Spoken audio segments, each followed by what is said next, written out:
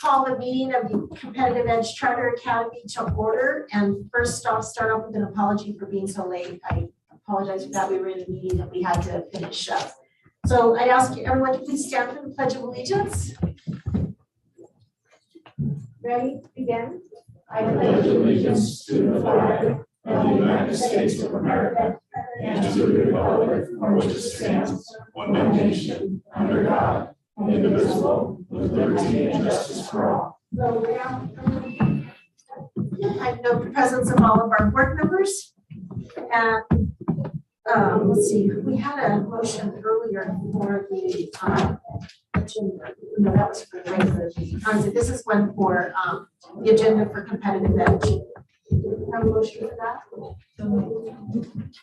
That was moved by Member Miller, seconded by Member Cutters. All in favor? Aye. Aye. Aye. Opposed? Thank you. The next item on the agenda is our highlight, which is our Jump Start program.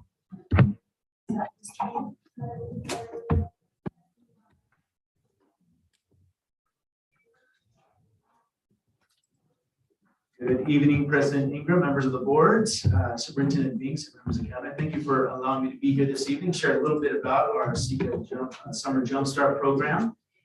This year, a little bit different than last year. We had 2 sessions going this summer and really focusing on social emotional learning, as well as trying to skip that kind of summer slump that we see from our students over the summer. So we had 2 different sessions, about 2 weeks each, and we were excited to welcome about 190 students on campus.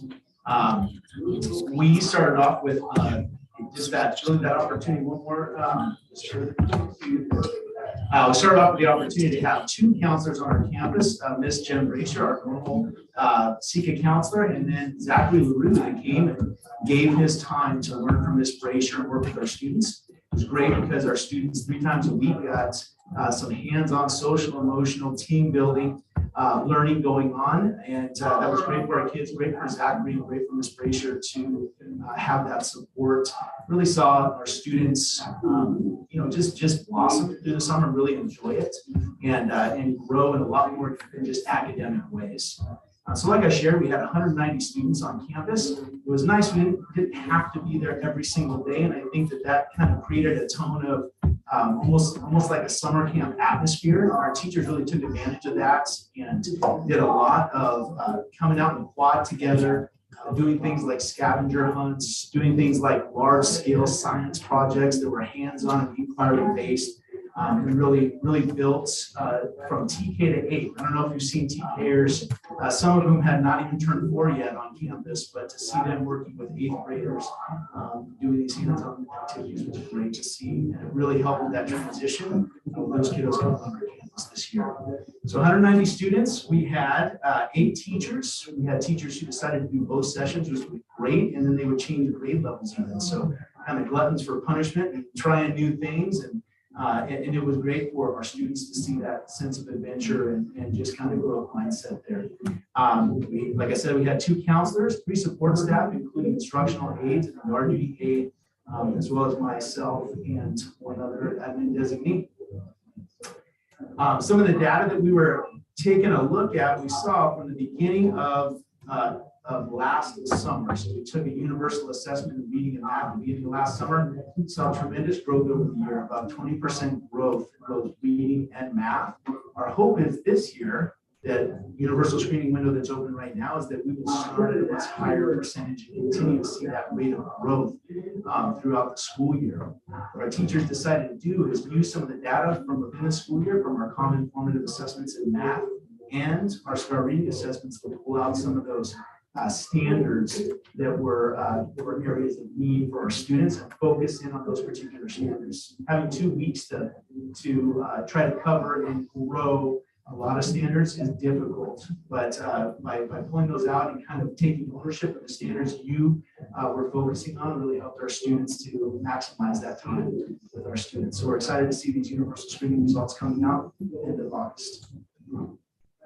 We just have some pictures to share here at the end of a teachers in their classroom, making things happen. Like we said, everybody had ELA and math, but we also had science with Miss Salinas, which was awesome. They're always outside and doing fun and interesting things for the kids. We had nature writing, so we had a lot of observing, scientific observing and writing about it, creating stories and narrative in that. So everybody kind of taking their own take for summer school.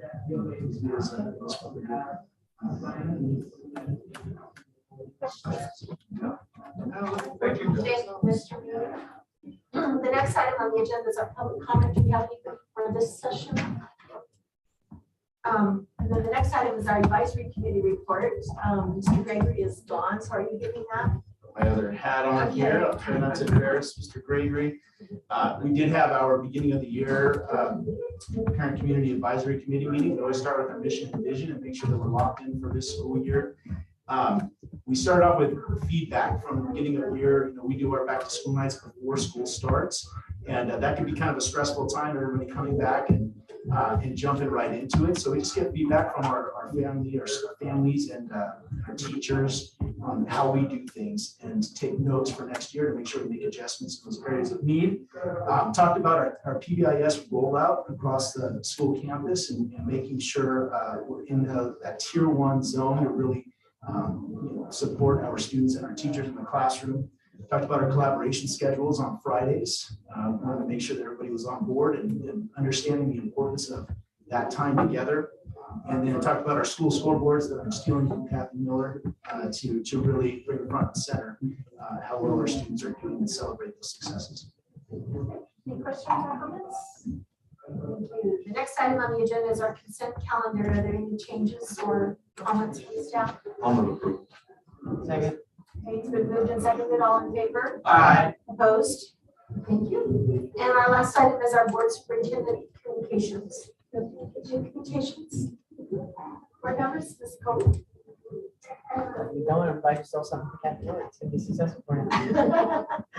Member Miller. Good job, we're both hats.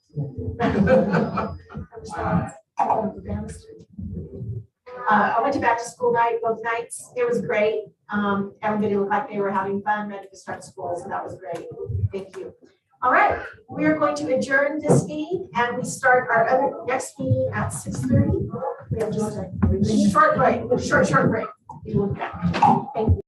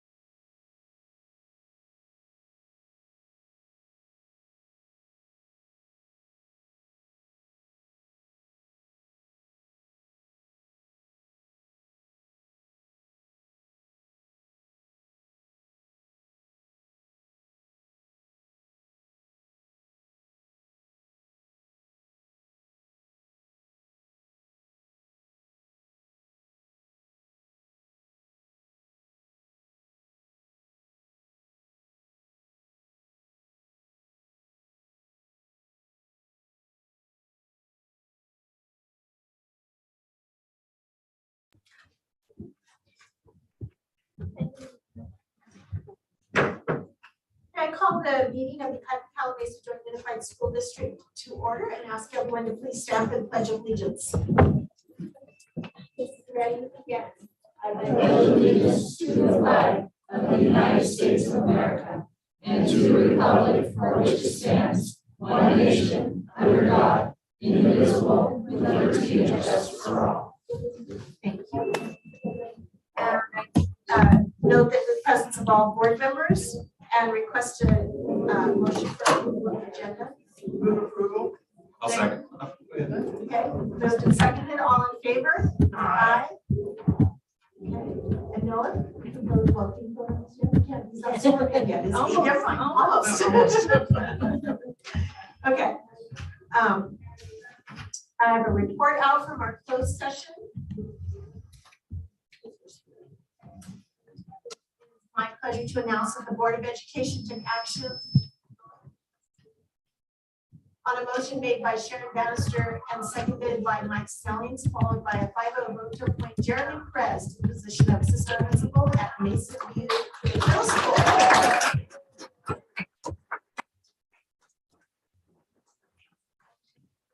Thank you, President Ingram, Clerk Bannister, members of the board, Superintendent Beats, and members of cabinet. What an honor to continue to serve Mesa View in this new capacity. And I look forward to serving the community and the students of Mesa View, and we continue to do great things over at the ranch. Thank you. Thank you, Jeremy. Also, my pleasure to note that the Board of Education took action on a motion by Member Coate and followed by a second by Member Miller and a 5-0 vote to appoint Julie Howard to the position of Dean of Students of Parkview Middle School.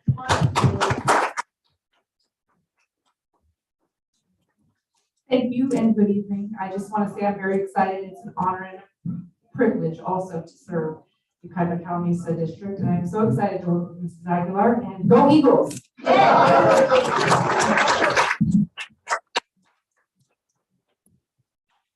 Finally, the Board of Education took action on a motion by Member Coate, seconded by Member Bannister, followed by a 5-0 vote to appoint Christy Lane Parker to the position of Dean of Students at Dunlap Elementary School.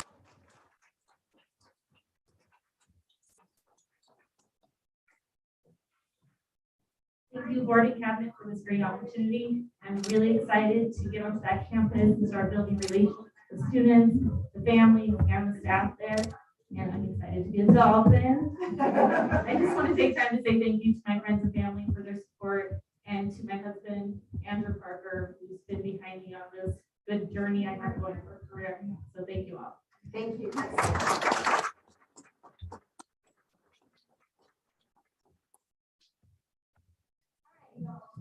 you. The next item on our agenda is from Human Resources, our teacher of the year.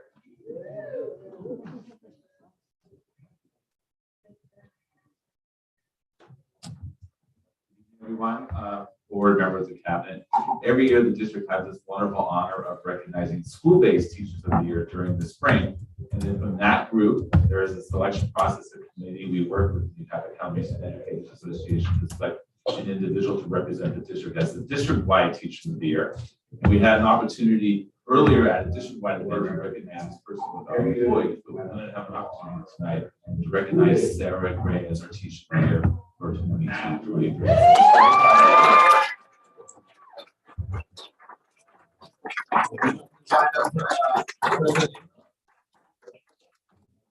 I'm just going to say a few words about Sarah, and then I'm going to turn it over to my esteemed colleagues.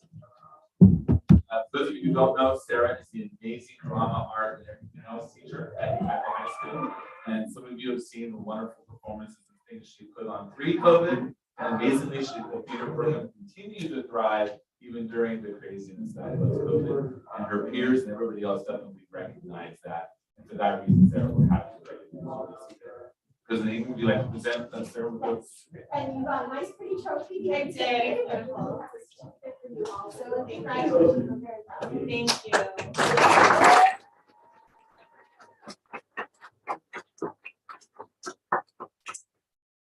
I'm not that tall. I'm honored, overjoyed, and so grateful to all of you for the privilege of being Mesa Joint Unified School District Teacher of the Year. Thank you to our amazing Board of Education, to Callie, our superintendent, Chad, my former principal, Dan, my new principal, my amazing YHS admin, counseling, and secretarial teams, and everyone at Ukiba High School. I'd like to thank a few people for their influence in my life and my career. To my fellow Thunderbird teachers, for your high fives, hugs, kind words. Julie Leshko for her friendship and for being my mom when I needed one. I'd like to especially thank my husband, Alex, for supporting me through my education, our move to a place called Ukiba that I'd never heard of before, for assisting me in the creation of Thunderbird Theater, and for helping me make my dreams for a theater program come to life, and also for supporting me in every way possible. I'd like to thank my own children, Lizzie and Connor, for being the joy of my life, and for all their past and future cameos and roles in every theater production. This award, however, really belongs to the thousands of students who walked, crawled, danced, been dragged, leapt, skipped, and sometimes twirled into my door these past 9 years. My students are exceptional. Ukiba is a unique and special place that grows extraordinary young people. I'm so honored every day to work with them, guide them, and direct theater with them. A few years ago, when Chad Kirkland was still principal at Ukiba High School, we were all in a staff meeting one morning and he put up a slide that said, "What is your why?" and proceeded to show up a really cute picture of his kids. I love my children, I love my family, but there are other careers I could have had if my kids were my why for my career.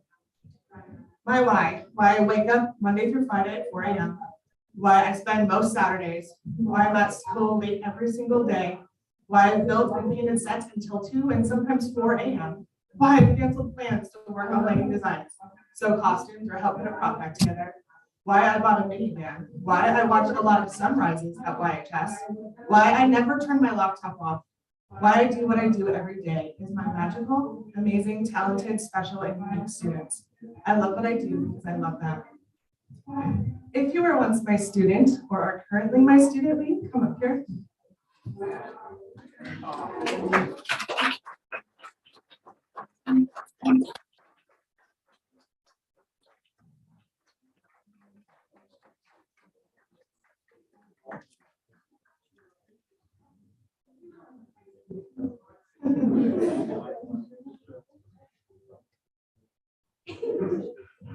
This award is really for you and because of you. Thank you for making me the educator I am today, for helping me build Thunderbird Theater Program, for inspiring me and sharing with me your talents and with our community and all the students that are still yet to come. This award is for you. Can we get a round of applause for my students?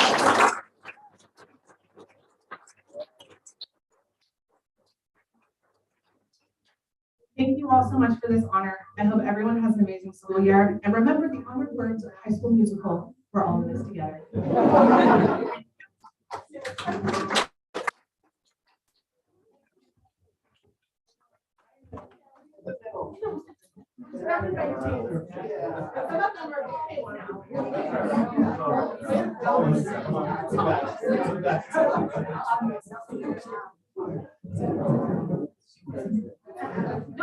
You're good.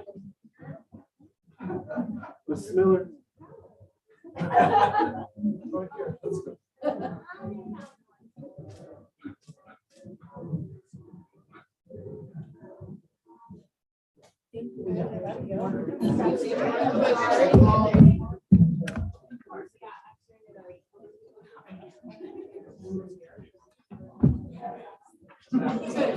Okay.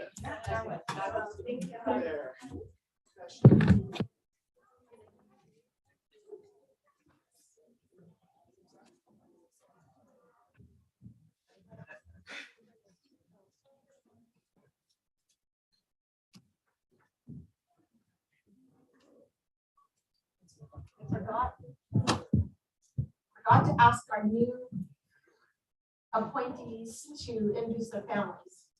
And I know they all had family that came. Have they left? They're outside taking pictures. Okay, well, when they come back in, we'll stop to introduce them. Okay? Thank you. All right, so moving on. Jumpstart program presentation. Is that you? Thank you, President Ingram. I'd like to invite Mr. Chad Kirkland, our Executive Director of Instructional Technology and Assessment, to help me with this presentation. I'll be happy to. Come up. Come back.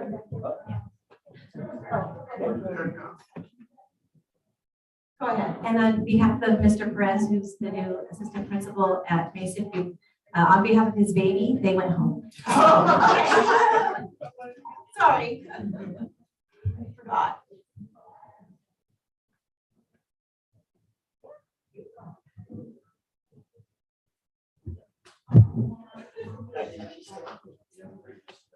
This is my husband, Andrew Barker. I am. Welcome. And he's a science teacher for competitive edge. All right. Oh, great. Nice to meet you. Yay. Okay, thank you. Thank you. Thank you. Thanks for coming back.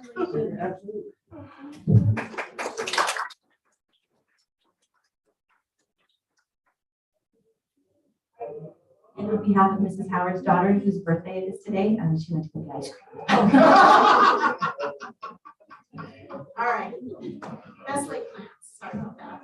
All right. Well, now we'll start Jumpstart. We'll restart. Well, restart Jumpstart. President Ingram, members of the board, and the meetings of the cabinet, thank you so much for an opportunity here to briefly review very proud of that we're in this last summer. Jumpstart and traditional summer school. I'll kind of break down some numbers and some enrollment on both of those and answer any questions you may have along the way. First, we're going to start with our Jumpstart program, which is relatively new to YCJUSD, only in its second year this last summer. We ran, think of a summer school type model at strategic campuses throughout the district, elementary school campuses in the summer of 21. And it was really to address that social emotional need for students to kind of re-engage with our schools. And we made the Jumpstart program available for parents who really wanted to have their students back into our schools, have an opportunity to maybe address some of the things that we lost during distance learning. It was a tremendous success to the point where we wanted to go ahead and do it again for the summer of 2022. One of the biggest changes in the I guess the logistics of running the Jumpstart program is it was offered at every single one of our sites, TK through 8. Every site ran an individual program with the exception of Mesa. So we have some numbers as far as our enrollment for the particular sites. We did run 2 sessions, the fall and spring, or first and second, depending on how you wanted to lay that out. And these numbers represent kind of the peak of the enrollment cycle. So parents did do a great job getting their students involved.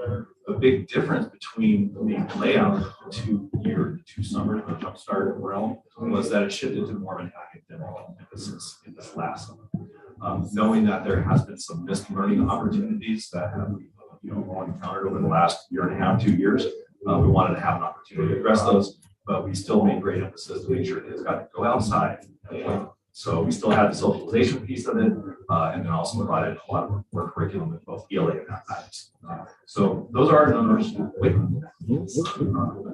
Those are our numbers as far as enrollment is concerned at our elementary schools and our middle schools. CECA pretty much kind of ran their self-contained program again. And one thing that was notable that we didn't predict was going to be a reality was enrollment this summer of 22 is actually higher than it was in the summer of 2021. So by about 150 students. So we thought that big push to get kids back in the school was probably going to be the peak. Maybe it was going to be a little bit smaller. It did turn out to be true. Parents seem to really enjoy having the opportunity and the advantage of having their students either get in and have some socialization, something fun to do during the summer, maybe address some of the things that they were still lacking. At the high school level, we ran traditional summer schools setup. It is based off of credit recovery. Probably approximately 90 to 95% of the students that take summer school classes, they're unfortunately fixing something. And luckily for them, they have an opportunity to do that and not fall further behind, depending on their individual circumstances. Some of our students do engage with our summer school setups and other auxiliary things that we work out with counselors to also address needs of enrichment, are taking classes to free things up in their schedule because they are so impacted with all the different programs that they may be involved in. Our academies are a great example. There's 15 different programs that she's running all the time in school. When students want to participate in those things and also have a heavy academic load, sometimes they have to get creative and engage in something like this. So we had tremendous success as far as engagement. One thing that wasn't different again this year was summer school was offered at all of the high schools. So not just Chicago High School, where it's traditional. Everybody kind of concentrates there. So we had really good enrollment. We had tons of credits recovered. We produced some additional graduates from our summer program that otherwise wouldn't have graduated in the class of 2022. And we have a very significantly high graduation rate that you'll probably hear about at a different meeting after those numbers become a little bit more. That's good stuff. All right. So the Jump Start and summer school programs were staffed by 33 teachers, 40 support staff, 6 counselors, which that's kind of a new thing for us, is to bring on counseling staff into our summer school programs to address the various needs that pop up, and they were busy. They were hopping all summer long. And then 15 administrators / administrator designates, some of the very deans that have been hired at opportunities to step into those roles, assistant principals step into those roles, and of course the principals of all those schools had a role in getting those ground started. So it was a job. We'd also like to do what's called universal screener. You probably heard STAR assessments. The data that we use to assess where students are at and assess growth throughout the year. This chart will kind of, it's a little bit misleading, the fact that it doesn't go in chronological order. If you look in the color coding of it, red color is going to be your fall, winter is your yellow, and green is your spring sessions. So this test is given to 2 students throughout the year, and then we also assessed the blue bar in summer. Now, it was a little bit of a moving target because the students that showed up, they weren't required to be there. So day 1 might not look like day 2, might not look like day 3 as far as enrollment is concerned. So we were grateful for the opportunity because both in reading and mathematics, the STAR assessment indicated that the students that showed up there, really, we needed them to be there. We wanted them to be there because we have some things to address. That data now translates into our CFAs. So now our CFAs in our classrooms that are getting ready to kick off as early as 2 weeks from now. That data now will tell us how we're doing as far as addressing the standards. Can you tell the board what a CFA is? The CFA is a common formative assessment. So if you take the curriculum and what we want students to learn and master over the course of a year, the CFAs break that down into smaller chunks to where teachers have an opportunity to look at that data, assess what their teaching has been, and make changes on the fly. Rather than wait till the end and look at it. In the data world, it's always called the autopsy. Can't do anything about that data anymore. It's done, it's over. CFAs allow you to make adjustments on the way. So that's the big initiative that we're pushing now. We rolled it last year in mathematics, halfway through the year. ELA is on deck this year. So this is our reading data, and again, it indicated that it's a good thing that we offer this program, especially in our Jumpstart, our TK through 8 levels. And then if you go to our math, you'll see it's even more glaring that we have a lot of ground to make up. So we're grateful to have those students in our classrooms, and hopefully we're going to be able to show the positive that comes. So both our Jumpstart programs and our high school summer school, they were very, very well attended. Summer school at the high school always is. Year in and year out. The Jumpstart, again, was new to us. More than anything else, I want to thank everybody for their support in making that work, and to all of our sites, especially for pulling it off and pulling the staff together to make that work. Any questions? Yeah, I have a question. So is Jumpstart, is it tied to COVID funding? Yes, it is. Okay, so this is not necessarily something that we can continue. So the learning loss mitigation funding has 2 more years. So Okay. there was a timeline that we could possibly offer this next summer. Okay, because it sounds like our kids benefited from it, and if it's possible, yeah, that'd be something to look at. Thank you. Yeah, tracking the data on the individual students in there is going to be cool, showing that did have an impact. Okay, yeah. Quantitative or qualitatively, I'll tell you that people that are engaged with us had a huge difference. And then some of our sites, they started to turn into a competition for how many kids they could get to engage. So I think that's going to build too. Yeah, they wanted them there. Yeah. Hi, Shad. Hi. I kind of want to go back to the summer school and the high school.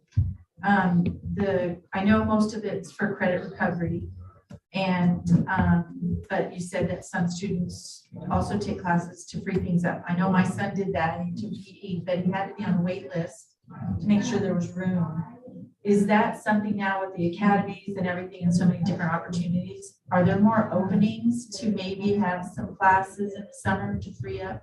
To my knowledge, and going back a couple of years while I was there, we only had wait lists in certain classes. PE. And other than that, it was pretty much open. With the addition, I'm sorry, as far as if you had an impacted schedule and you needed one of those courses, we had an opportunity for you. And we also had the ability to go ahead and look at other alternatives. So there are some online options that we'd love to engage with.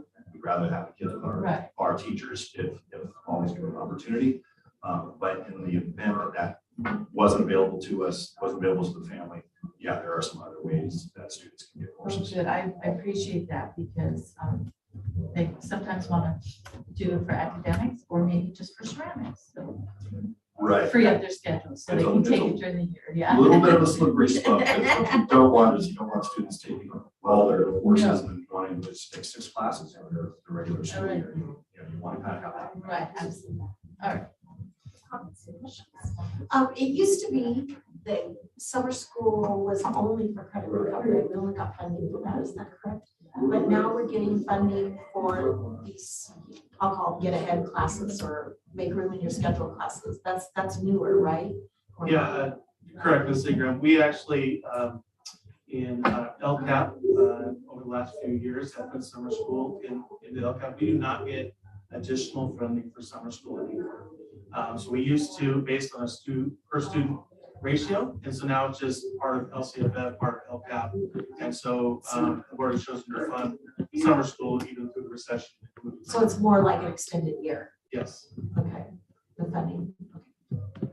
And so that's an opportunity we have to continue to fund it that way if we want to. Absolutely. Have it. Okay. Thank you. Any comments, questions? Thank you. Thank you. All right, our next item on the agenda is our public comment, and I have 2 speakers who wish to speak on items not on the agenda and 2 who wish to speak on items on the agenda. So I just want to confirm that Mr. Burton and Jay Yon, you both want to wait until your items come up on the agenda. I see a positive for Mr. Burton. And yes, that's okay for you too, Mr. Yon? Okay, thank you. All right, then the first person to speak, and as a reminder for items not on the agenda, it's a 3-minute time limit. Katrina Lumley.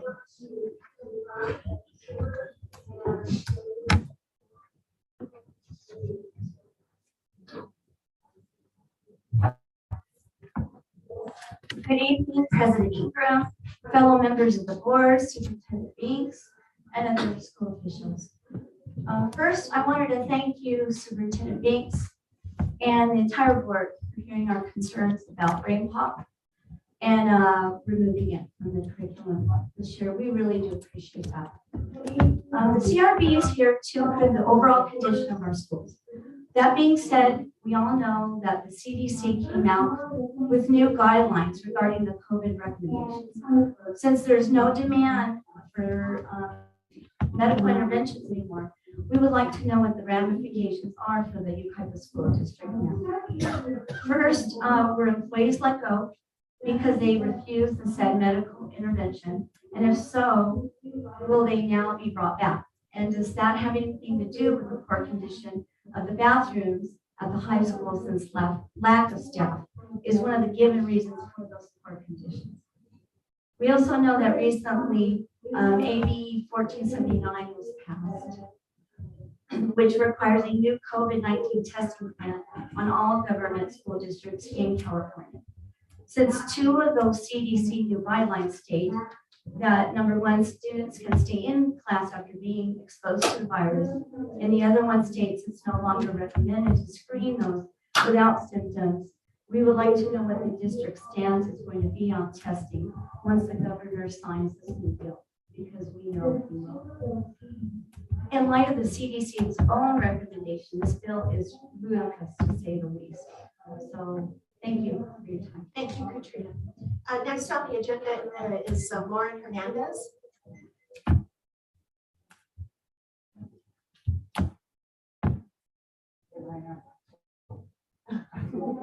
Good evening, President Ingram, colleagues, Superintendent administrative staff, and the rest of the board. As you may recall, at the last month's board meeting, I spoke regarding the unhealthy and unsafe, unclean environment in bathrooms in high school. I understand that repairs have been started and hopefully have been truly thank you for that. I'm also aware that it is now the intention of the district to follow the fire code regarding the number of students allowed in the bathrooms and on the size of them. I'm hoping that the number of the students being monitored will now make it easier for the campus monitors to also know what is occurring and help stop the drug use, vandalism, and other illicit behavior. I am here tonight solely as a grandparent who is involved in looking to make a change. My name happened to be passed on to Dr. Pam Perez, who's a local neuropsychologist with practice here in YCJUSD. Jude and I talked last month. We had a very long conversation regarding this, and it was very difficult for me to realize just how much bigger this issue is than just what I know from students speaking to me. Dr. Perez has given me permission to share the conversation, and that's why I read from my letter that she had. So speaking with her, she said there is an issue with the lack of monitoring in the restrooms, not just at the high school. Her patients have shared some of the following issues: large number of students in the bathroom at the same time. This should be resolved if we're going to be enforcing the fire code. Vaping, smoking, and not just cigarettes, weed, and who knows what else. In California, you must be 21 unless you're an active military person to buy cigarettes or any vape products and to use them. So knowing that's being happening on middle school and high school campuses, it is an illegal act and they should be held accountable. There's also drug use. This is when I heard cutting of tattoos in the bathroom. Students are beating themselves in the bathroom. Sexual acts as well as the vandalism that we're aware of from that district court. These issues are causing children super high levels of anxiety and depression, and they don't know what to expect when they're in the bathroom. Many of these kids will just avoid using the restrooms, which can lead to other unhealthy acts and behaviors. Fear of retaliation is another issue, and these children are keeping things quiet, and some will only speak to parents or trusted adults, if at all. And I can tell you, most of them are not speaking to school employees. The stats are proof that something is very, very wrong here, and there is a very apparent distress to our children as well as the families. Not handling these illegal activities and having the students held accountable for their actions of vandalism, possession of and using drugs on campus can cause our students to believe that they're above the law or unstoppable. This could set up a sociopathic behavior. Children should not be allowed to break rules or laws, as this could cause further issues when they become adults. We are losing students from attending school in person and on campus to private schools, charters, or homeschooling. And I know we use the word children, but they are children, and we need to remember them. Thank you.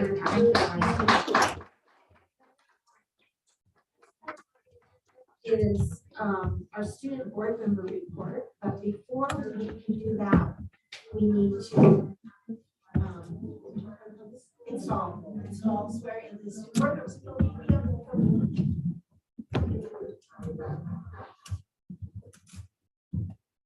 Those of you who don't know, this is Noah Kopsha. Did I say that right? Kopsha. And was a senior at YCJUSD. So let's go with me over here. Okay. So I state your name. I know. Will represent the students of Yucaipa Cal Mesa Joint Unified School District. Will represent the students of Yucaipa Cal Mesa Joint Unified School District. And act as a liaison between all students and the school board. And act like a liaison between all students and the school board. I will represent student interests on policy and procedures. I will represent student interests on policies and procedures. As well as be a voice to the board regarding student issues, questions, concerns, and successes. As well as be a voice to the board regarding student issues, questions, concerns, and successes. I promise to be present at all school board meetings. I promise to be present at all school board meetings. And cast preferential votes on all matters as needed. And cast preferential votes on all matters as needed.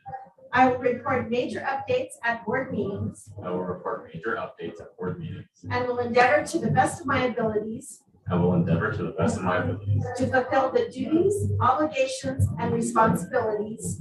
To fulfill the duties, obligations, and responsibilities. Of the office to which I have been appointed. to the office of which I've been appointed. Congratulations. Thank you.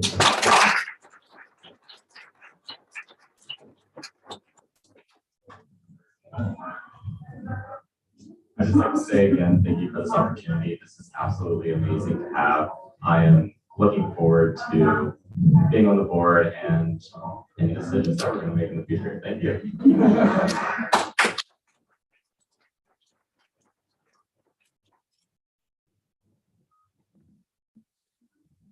Don't forget, the Sure family.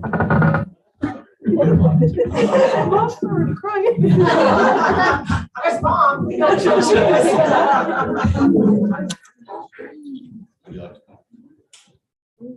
They can stay there. Okay, so this is my mother. Her name is Julia. She's amazing. This is my sister, Caitlin. And then my grandmother. Hello. Welcome, everyone. Was part of our board this year. So you're up to your student board member report. Okay, so to start off, this is the first year coming back to school without any COVID-ness, so to speak. Lots of new changes, brand new principal. It's great. He's very comfortable in his position.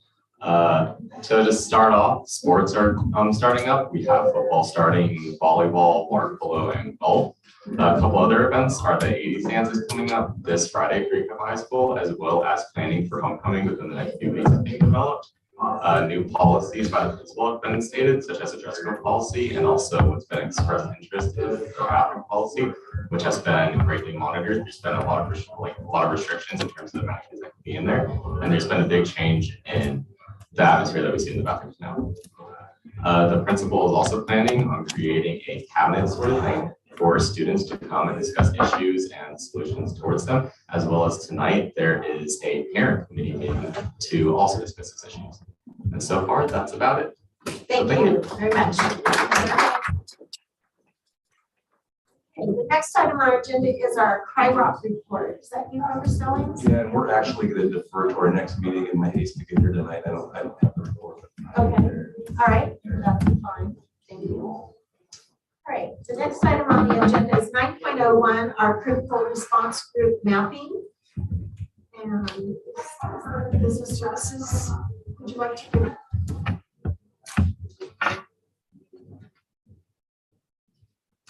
Would you like to? Okay, yeah.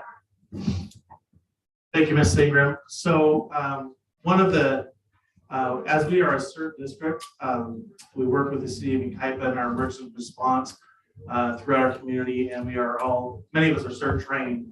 One of the key parts is having appropriate maps of all of our facilities. And so when you look at our maps along our campuses, our principals have done an outstanding job of mapping our campuses, but with working with our first responders over the past few weeks, it's really critical that we map our schools in a consistent manner, whether it's earthquake or some other event on campus, for first responders to know exactly where they need to respond. This also, this company would provide access to our first responders, both in their vehicles as well as dispatch of our schools. Not only just classrooms, but where the AEDs are, where the turn off for the electric and water, where our fire extinguishers are, evacuation routes, those types of things. So it's a comprehensive program. Many of our neighboring districts have gone through this process, and just for the overall safety and our safety plans and throughout the district, that's why we're out for this item. Thank you. May I add? Sure. And just so I know the board is aware, but just so the community is also aware, we have met several times with our safety consultant that we've used for the past few years, who represents San Diego County Sheriff's Department, as well as Yucaipa Police Department. They've been great, and then their liaison with the fire department as well. And we also work at Riverside with Riverside County Sheriffs. Okay, before we get to board comments, we have one public comment. Mr. Burton, would you like to come up?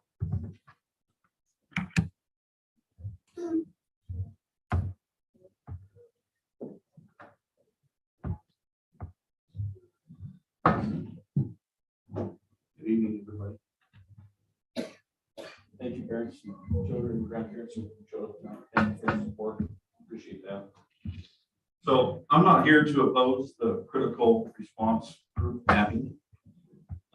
I believe that it's a very good thing if you look into it. What I'm here to talk about though is how was this put up for bid? These are using general funds. So there's other companies that provide these services. Was this just chosen? Was this not able to be bid on with public funds? Was this a sales pitch? Was this a neighboring community that tipped you off? So I'm trying to understand how it didn't go through the process through the CECA or straight regular bid process. So we knew that we got the bang for our buck. So if I could get a response to that with the qualifications that were requested by the district for this proposal. Back to it, it's long overdue, and I'm happy that you guys are doing this. It's actually really good. If you guys look into it, you should. This technology has been on the market since 2017. And one point that Mr. Freeman didn't touch on was there's also an SOS statute to this as well that's linked to the first responders. So if there's a phone call that comes from the district, it's geo-mapped from that phone. It's linked in the whole 9 yards. So my main question to you, Mr. Freeman, is how come this did not go to public bid? Because there's N-Side, which you maybe know of, and there's also Zero House. And those are two other competitors that will probably save a little bit of money, but probably offer the same service. Thank you. All right, staff, then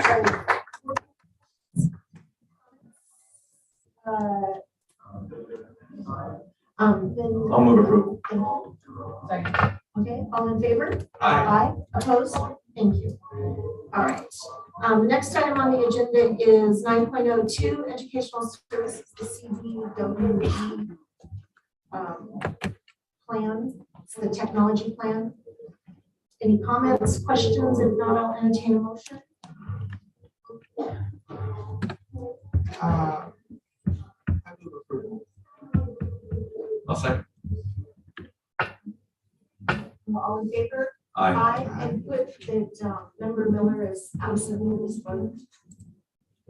And actually, it should say Miller, he voted on this too. Aye, yes, so.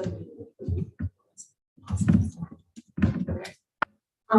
Okay, the next item on the agenda is 9.03, which is educational services and toolbox technology. Any comments, questions? If not, I have a public speaker on this item, Jay John. Not sure if I'm saying your last name correctly or not. Okay, good. Good evening, school board. My name is Jay John. I'm a member of the Civil Review Board, and I joined this organization because their mission is to help protect and properly educate the children in our schools here in Ukiah. I believe children are the greatest resource in this great country. And it's my passion to do everything I can to ensure that the mission of the Civil Review Board is followed. This brings me to agenda item 903, Greenbox.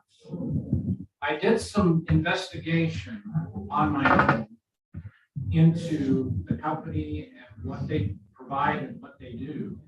And I hope all of you have done the same. I was a little taken aback by the negative comments that I was able to find regarding this. And it wasn't just parents or students, it was also educators. So I hope that you've done the due diligence for the expenditure for this program. And I have several questions regarding this type of learning for our students. Number one, is this the best way for our students to learn math skills? Number two, has this program been properly vetted to ensure that the program and its software is accomplishing the desired outcome for the students? Hence the negative comments. Have there been any trial programs set up here at the school district to observe the program in actual operation? Are there any glitches or programming problems? I asked that question because a major portion of the comments were parents putting in answers to questions on the program, putting in the correct answer and getting a negative response that it was not a correct answer. This was quite a bit of the negative responses. Number 3, are we doing this service to our students having a computer program teach the math skills they need, even if it's only a part-time situation? And lastly, is the educational system becoming, bear with me here, lazy in using technology?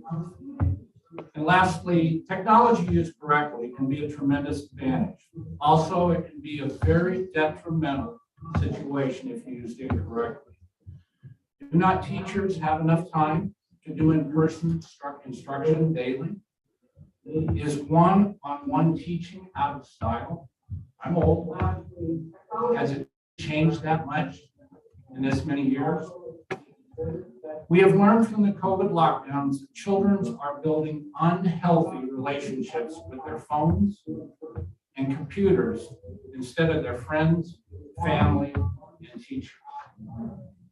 Adding another computer program in the classroom is just simply endorsing that change.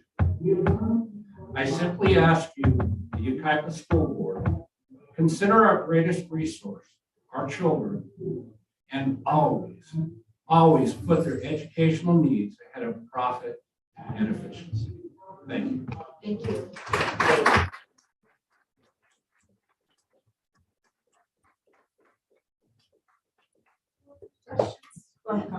I actually have seen Green Box in action. I've used it in the classroom myself. I've seen kids who will not engage in regular or have a difficult time in teacher one-on-one stuff or whole class instruction. This does supplement that, does help them move forward. It is a great way to practice their math skills. It's not the only way that they're getting on. So I think Green Box is engaging. If you notice, it's only K-5, so that's important to know, to recognize. And while we do have an issue with the technology being inappropriately used, there is some technology that's very good for our kids. And I think it's okay. Thank you. Any other comments, questions? I'll move approval. I do have a quick question. So do we pilot this? Have we been using this? Have you had experience with it? Yes, we have a couple of our elementary schools that have used Dreambox in the past. And part of our vetting process, part of using not only our mathematical standards, but also the online criteria as well for using any type of supplemental material. That goes through our K-12 lead teacher team last year. And they did work since the focus was math intervention.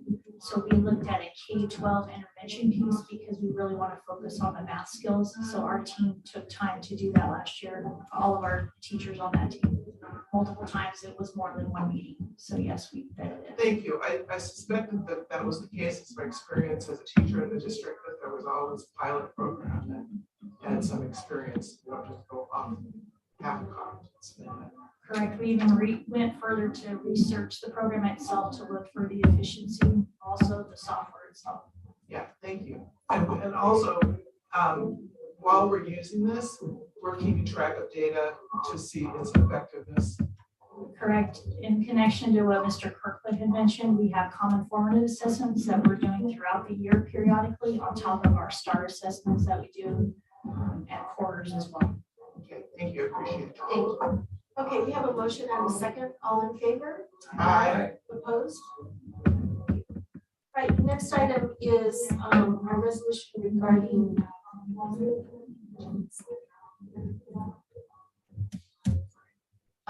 can I take 9.04, 9.05, and 9.06 together?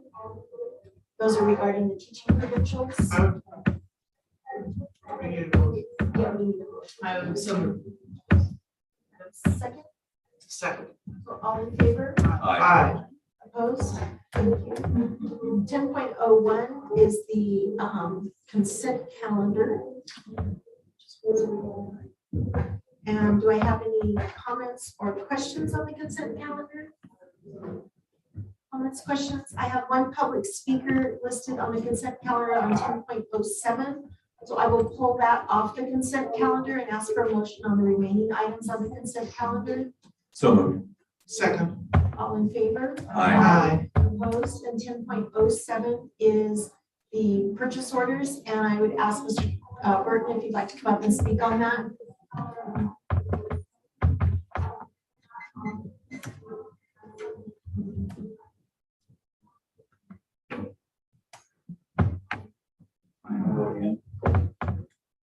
This will be super quick.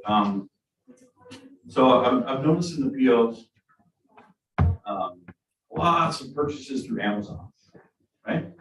Tons of purchases through Amazon for the month.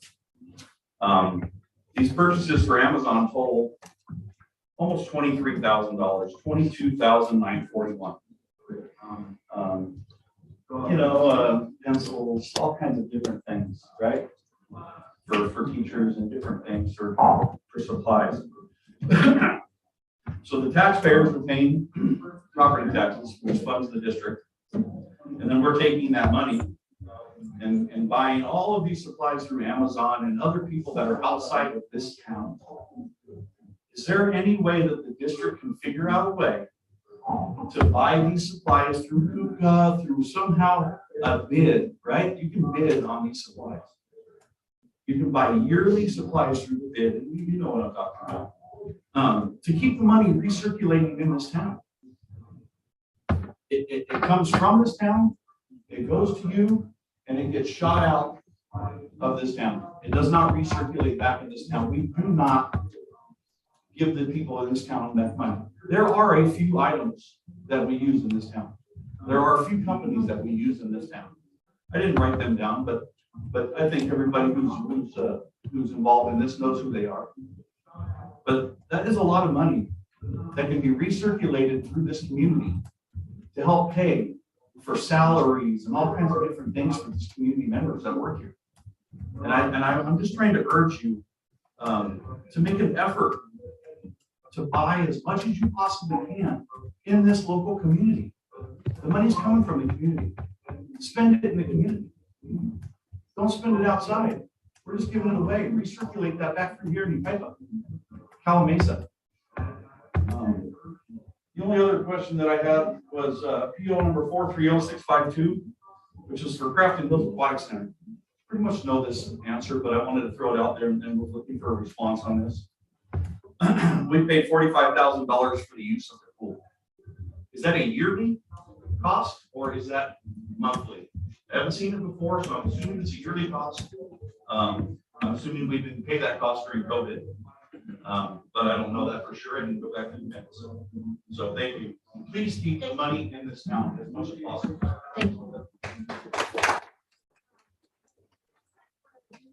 Information and I'm sorry, 10.07 we need to vote on. Sorry about that. I'll move approval.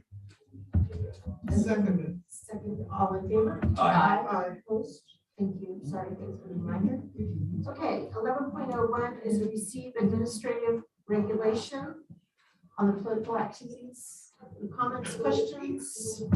11.02 is a first review of the board policy regarding grades. Comments, questions? Mr. Burton, 11.03, you requested to speak on this one also.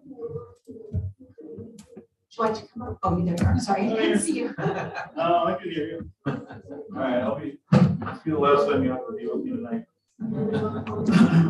I only wanted to speak on this item, and that was directly to you, Mrs. Ingram, on this item. I know that you guys had a special meeting regarding the D grade. And I wanted to say thank you for voting nay. I watched the votes, and I understand where people vote. So thank you for that. Because I want to leave you with this quote. If these are markers of adequacy that everyone recognizes as inadequate, doling them out seems to be illogical and cynical. This is the easy button for the district. Putting this D back in the grade.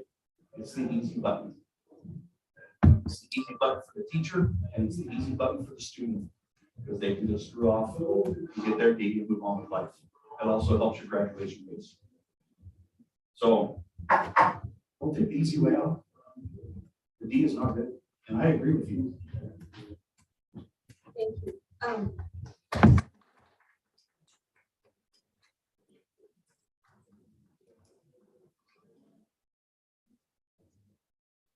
All right, do I have any other comments on 11.03? And then 11.04 regarding high school graduation requirements? All right, we're down to additional administrative information. Comments, questions? I just wanted to thank the Board of Education for joining us at our school sites. Everyone's been out for our back to school nights. They've been very successful. And we had a few different things occur where they were able to get the more done ahead of school. So parents got a chance to see what it was going to look like. And I think it made it easier for some of our younger students to say goodbye to mom and dad when they were dropped off. And so it's been really successful. We've also been doing many site visits. We are out on Mondays. Board Member Miller was able to join Dr. Anderson and myself on Monday, and we were able to visit Parkview Middle School and Ridgeview. We got to visit almost all the classrooms at Ridgeview and lunch, and see some of our people that are performing services that aren't in the classroom, like our speech therapists and our counselors, as well as I get to visit with Mrs. Aguilar, who's our brand new principal at Parkview Middle School, who knew every classroom and every teacher's name and what they were doing and what was going on. So she's got it dialed in. What was really important is the conversations we had with our campus monitors. You heard our student board member, Mr. Costa, talk about the improvements in things at Wekiwa High School, and that seems to be what we're seeing across the district. So I think as we have visited classrooms, it has felt like it's not the first day of school or the first week of school or the first 2 weeks of school.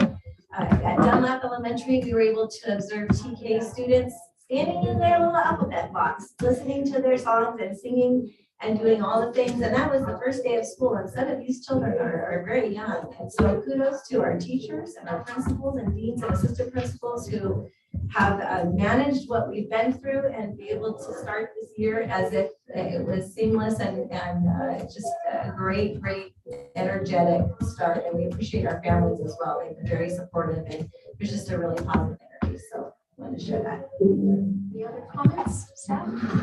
Board member comments? I'll start with Member Bannister.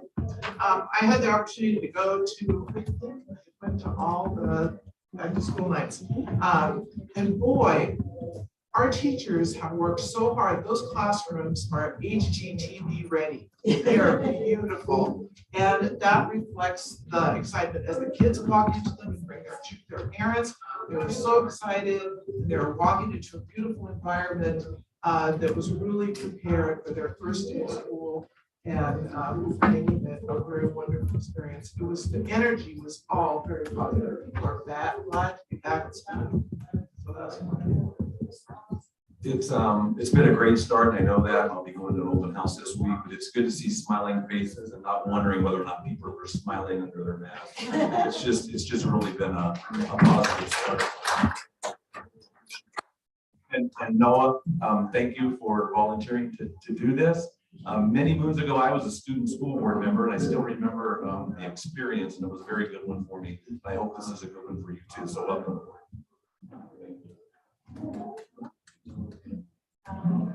I've had the opportunity also to go to a few of the back to school nights. It's an amazing experience just to see all the happy faces, the kids showing the parents the rooms and their teachers, and it's just a wonderful feeling. It just feels, this year feels really good.